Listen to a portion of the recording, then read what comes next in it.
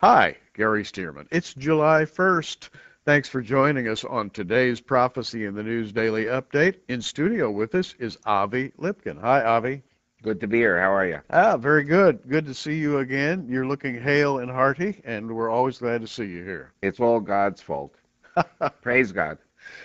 And we're going to talk about ISIS today. What else is there to talk about? It's in all the news. When you look at the Middle East, you have this incredible group of people who have literally exploded into view, and they are being led now by a man called al-Baghdadi, which I understand is a nom de guerre. You know, it's the name he took on as a leader, a war leader. It's kind of like Victor Mordecai.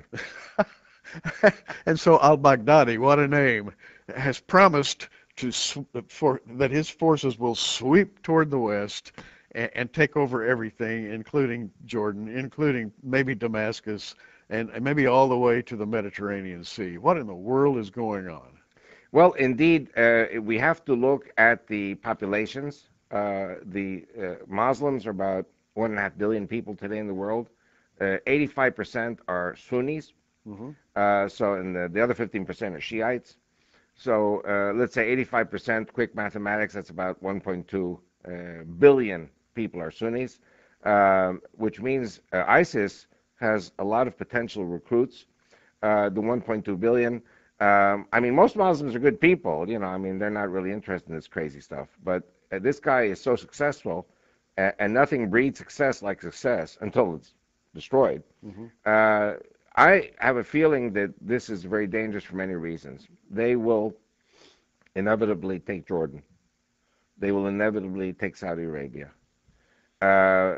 When they take Saudi Arabia, they'll blow up the oil wells to make sure that the Christian West, the world economy, does not get the oil. And they will attack the Russians, because the Russians and the Shiites are together. The Tatars, Chechens, Circassians, the Turks, all these are going to fight Russia to the death. Russia's going to be pulled into battle, is what you're saying. By the Sunnis. They will overthrow Bashar al-Assad simply because they got the numbers. I have a quick question, though. And then they'll go against the United States and Israel, too. Here's a quick question. Suppose they do sweep into Jordan and overthrow Abdullah. This will bring them right up to the Jordan River. Right. I mean... And the U.S. government was saying to Israel, give up the West Bank. Yeah. Let it be part of Jordan and the Palestinian Authority. And yeah. Meaning that the millions and millions of ISIS soldiers can then come into Israel and attack from east to west. Could Israel defend herself on the Jordan? Yes. On the Jordan River? Yeah, well, obviously, if there are attacks coming across the Jordan River, if the kingdom of Jordan, God forbid, collapses, and Jordan is an ally of Israel, Israel will definitely counterattack. Amazing. You know, manifest destiny in America was that the Indians, the Native Americans, would attack the 13 colonies, so the 13 colonies expanded. Then when they were attacked, America kept expanding until it got to the Pacific. Okay, all this being said, is there fear, and I ask this in a generous fashion, I'm not being critical, is there fear in Israel today? Not at all. I'm glad you gave me that answer. I was afraid of what you might say. Yeah. Not at all. Not at all. And like I said before, were the American colonists afraid when there were these Indian attacks? And, you know, I mean, for the Native Americans felt they were doing the right thing to defend their Native American communities. In the end, the white colonists won.